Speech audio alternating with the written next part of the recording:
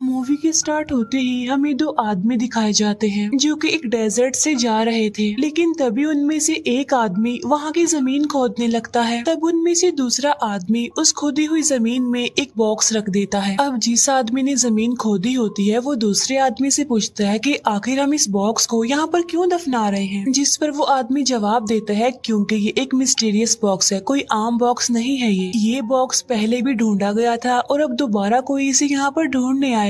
लेकिन जब वो उसे दफना कर वापस आ रहे होते हैं तो जिस आदमी का वो बॉक्स होता है वो अपने साथी को कहता है कि अब तो तुम्हें पता चल गया है कि उस बॉक्स को हमने कहाँ दफनाया है, इसीलिए वो उसे शूट करके मार देता है और इसके बाद वो खुद को भी शूट कर लेता है। इसके बाद हमें कुछ ब्लैक एंड व्हाइट पिक्चर्स दिखाई जाती हैं जिनमें हमें वही मिस्टीरियस बॉक्स देखने को मिलता है। इसके बाद सीन शिफ्ट होकर एक लड़के पर आता है जिसका नाम ब्राइस होता है और वो सोशल मीडिया पर वायरल होने के लिए गेम सेटअप किया करता था और इस बार वो एक एस्केप रूम नाम की गेम सेटअप करता है। इसके बाद वो अपने पार्टनर को कॉल करता है जो कि उसकी बेस्ट फ्रेंड थी। वो उसे कहता है कि हम पिछले कुछ सीजन से किसी भी वेबसाइट की टॉप लिस्ट में नहीं आए हैं, जिस पर उसकी फ्रेंड जवाब देती है कि तुम फिक्र मत करो, सब ठीक हो जाएगा देखना, और इस सीजन हम कुछ अच्छा कुछ स्पेशल करेंगे। इसके बाद ब्राइस डेकोरेशन आइटम स्टोर में जाता है जहाँ पर उसे वही मिस्टीरियस बॉक्स दिखता है, लेकिन शॉप की ऑनर कहती है कि ये सेल के लिए नहीं है, जिस पर क्यूरियस होते हुए ब्राइस उससे पूछता है कि क्यों,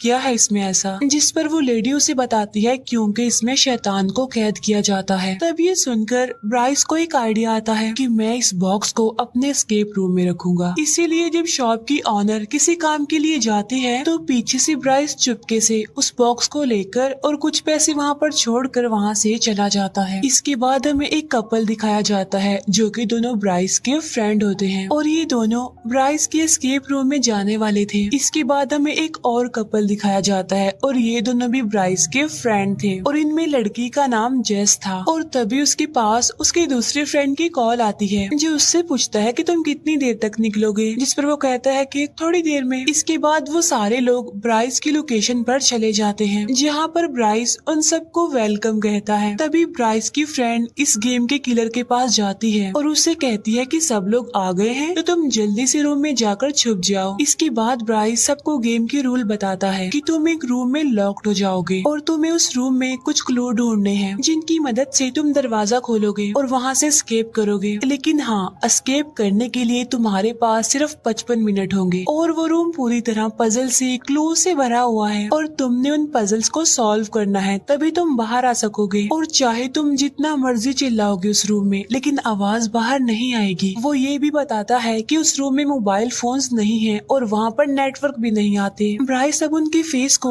एक कपड़े से कवर कर देता है और चुपके से वहाँ से चला जाता है। अब वो सारे लोग जैसे ही रूम में एंटर करते हैं तो डोर अपने आप से ही लॉक्ड हो जाता है। दूसरी तरफ ब्राइस कैमरा के जरिए उन सबको देख रहा था और लोगों को उस रूम में एक टेप रिकॉर्डर मिलता है जिसमें एक आदमी बोल रहा होता है। वो कह रहा होता है कि जब तुम मेरी रिकॉर्डिंग सुनोगे तब तक मैं मर चुका हूँगा, लेकिन मैं तुम्हें कुछ इंस्ट्रक्शंस देना चाहता हूँ। और मेरा एक बेटा है जो इंसान नहीं बल्कि शैतान है और उसने अपनी मदर को भी मार दिया और उसके अलावा बहुत सारे लोगों को उसने मार दिया और मैंने उसे इसी रूम में चेन से बांधा हुआ है और ये कमरा उसी का था जहाँ पर वो मर्डर किया करता था। और चाहे जो भी हो जाए तुम उसे यहाँ से आजाद होने मत देना और जितनी जल्दी हो सके इस रूम से बाहर निकलो।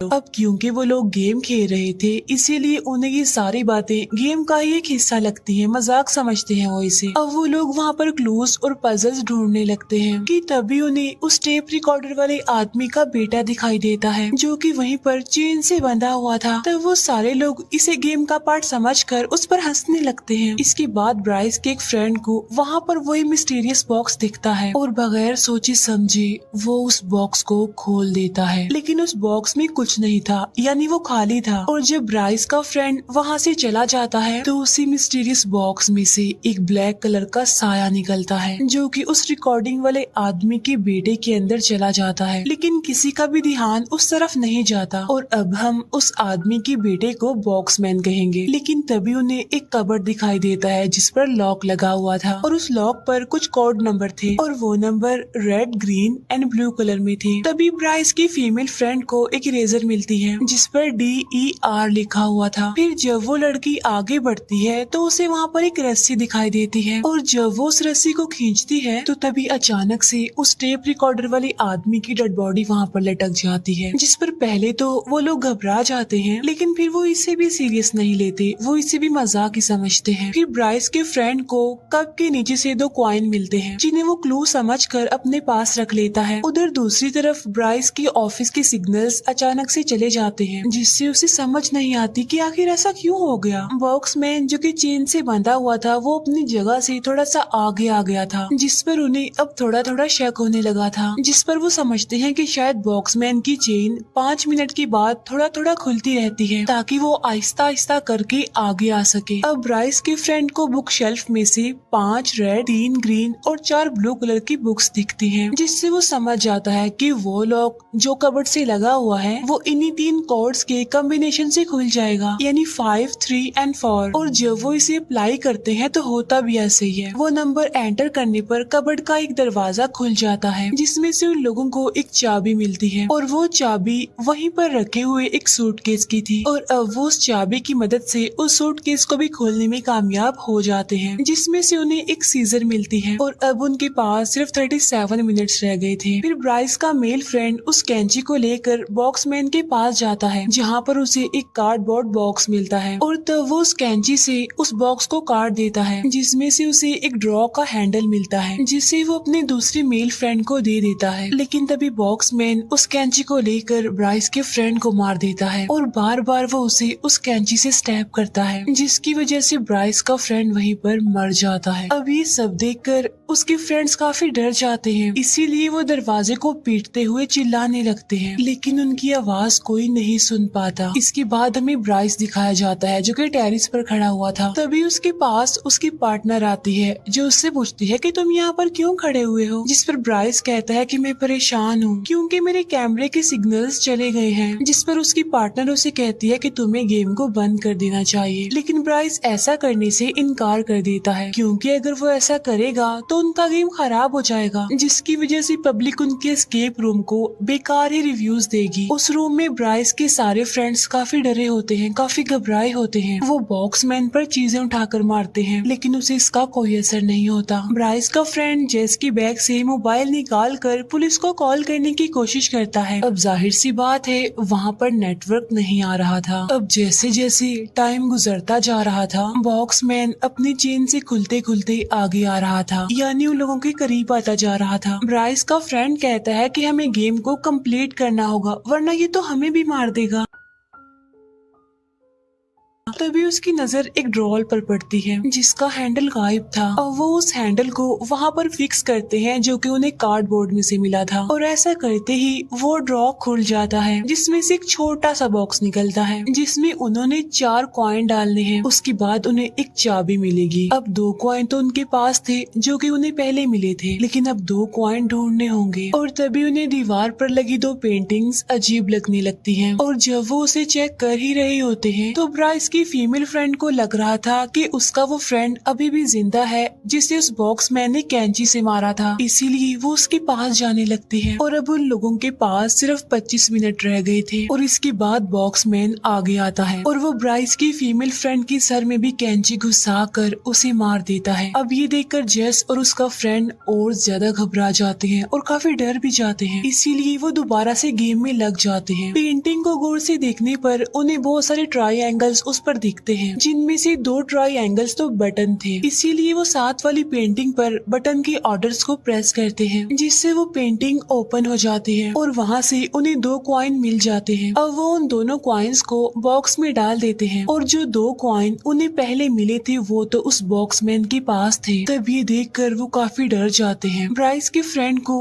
वहाँ पर एक स्मोक अलार्म दिखता है जो कि बिल्कुल बॉक्समैन के ऊपर लगा हुआ था, इसीलिए वो जेस को समझाता है कि मेरे पास एक लाइटर है, मैं बॉक्समैन के पीछे जाऊंगा, उसे डिस्ट्रैक्ट करूंगा, तब तक तुम लाइटर को स्मोक अलार्म के पास ले जाकर जला देना। तब जेस का फ्रेंड ऐसा ही करता है, वो बॉक्समैन के पीछे जाकर उसकी चेन पकड़ लेता है और जेस उस लाइटर को स्मोक अलार्म के पास ले जाकर जलाती है, लेकिन इससे कुछ भी नहीं होता। फिर वो दोनों किसी तरह बचकर बॉक्समैन से दूर आ जाते हैं। टाइम गुजरता जा रहा था, उनके पास सिर्फ 19 मिनट रह गए थे। उधर ब्राइस की पार्टनर उसे समझा रही होती है कि अगर उन लोगों को उस रूम में कुछ हो गया तो हम बहुत बुरा फंसेंगे देखना, इसीलिए तुम्हें किसी भी तरह करके इस गेम को खत्म करना होगा। लेकिन ब्राइस अब भी इस बात के लिए एग्री नहीं हो रहा था और अब वो सिग्नल जाने से पहले की वीडियो देखने लगता है कि आखिर सिग्नल जाने की वजह क्या है, जिससे उसे पता चलता है कि सिग्नल्स तब गए थे जब उस मिस्टीरियस बॉक्स को खोला गया था, जिसके बाद उनकी गेम का किलर अजीब तरीके से कैमरा को देख रहा होता है और तो और उसने कैमरा का वायर निकाल दिया और यही वजह बनी कि सिग्नल्स चले गए। तब ये देखकर ब्राइस समझ जाता है कि सब कुछ उस बॉक्स के खुलने के बाद ही हुआ। अब क्योंकि जेस और उसके फ्रेंड के पास बचने का कोई चांस नहीं होता, तो जेस का फ्रेंड उससे कहता है कि मैं जाऊंगा बॉक्समैन के पास उसे वो कॉइन्स लेने, लेकिन जेस उसे ऐसा करने से मना कर देती है, जिस पर उसका फ्रेंड उसे कहता है कि देखना मैं जरूर ले आऊंगा वो कॉइन्स। इसके बाद जेस का फ्रेंड बॉक्समैन के पास जाता है, जहाँ पर उसे कांच का टुकड़ा दिखाई देता है और तभी जेस बॉक्समैन की तरफ एक सूटकेस फेंक कर मारती है। तो मौके का फायदा उठाकर जेस का फ्रेंड उस कांच के टुकड़े को बॉक्समैन की आंख में घुसा देता है। अब इतनी खतरनाक हमले के बाद भी बॉक्समैन को कुछ नहीं होता, उल्टा वो उसी कांच के टुकड़े से जेस के फ्रेंड पर अटैक करता है, जिससे जेस का फ्रेंड बुरी तरह इंजर्ड हो जाता है और इसके बाद वो बेहोश हो जाता है।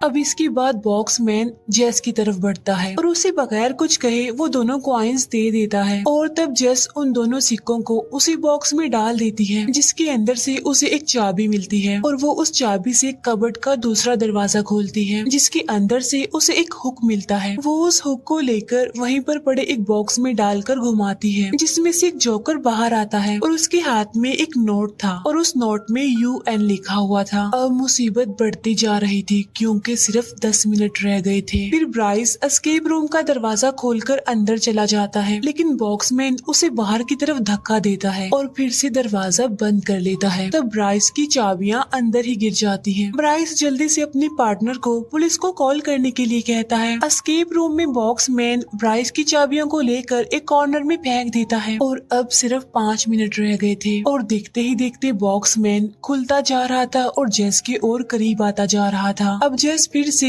उस UN वाले नोट को देखती है और जो इरेजर उसके पास होती है, यानी जिस पर DER लिखा होता है, वो उसकी मदद से UN को इरेज करने की कोशिश करती है, जिसके ऊपर कुछ एरोस बने हुए थे और वो भी बिल्कुल किसी बटन के ऑर्डर्स की तरह ही लग रहे थे। लेकिन यहाँ पर जेस को कुछ भी समझ नहीं आती, इसीलिए वो उस कांच के टुकड़े को उठाकर बॉक्समैन को मारने जाती है, लेकिन तभी मेन डोर पर सेम वैसे ही एरोस दिखाई देते हैं जैसा उस नोट पर लिखा हुआ था UN पर, जिसे देखकर जेस समझ जाती है कि इसी से ही दरवाजा ओपन होगा। और जब जेस वहाँ से जाने लगती है तो बॉक्समैन उसे रोक लेता है और उसे विजन्स दिखाने लगता है, जिसमें जेस के तीनों फ्रेंड्स उससे हेल्प मांग रहे थे, लेकिन यहाँ पर जेस उसकी चाल में नहीं आती और अब सिर्फ 16 सेकंड्स रह गए थे। जेस उस कांच के टुकड़े से बॉक्समैन पर स्टैप करती है और वो मेन डोर पर बने एरोस को उन्हीं एरोस के ऑर्डर से ही प्रेस करती है, जिसकी वजह से वो डोर ओपन हो जाता है और जेस टाइम से पहले ही वहाँ से बाहर आ जाती है। और तब बॉक्समैन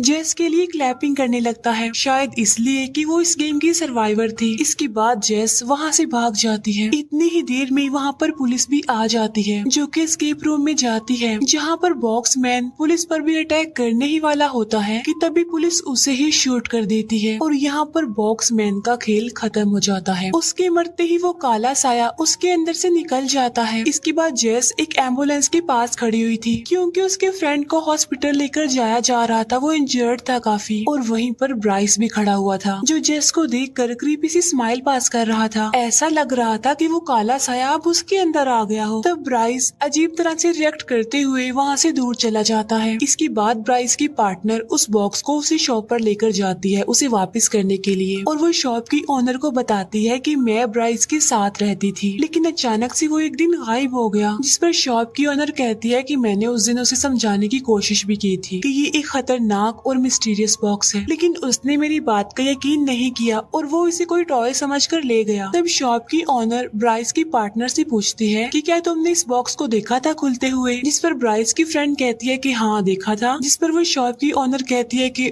ओहो अब वो शैतान तुम्हारे लिए वापस आएगा। तब ये सुनकर ब्राइस की फ्रेंड काफी डर जाती है और उसके परेशान होने के साथ ही ये मूवी यहीं पर एंड हो जाती है।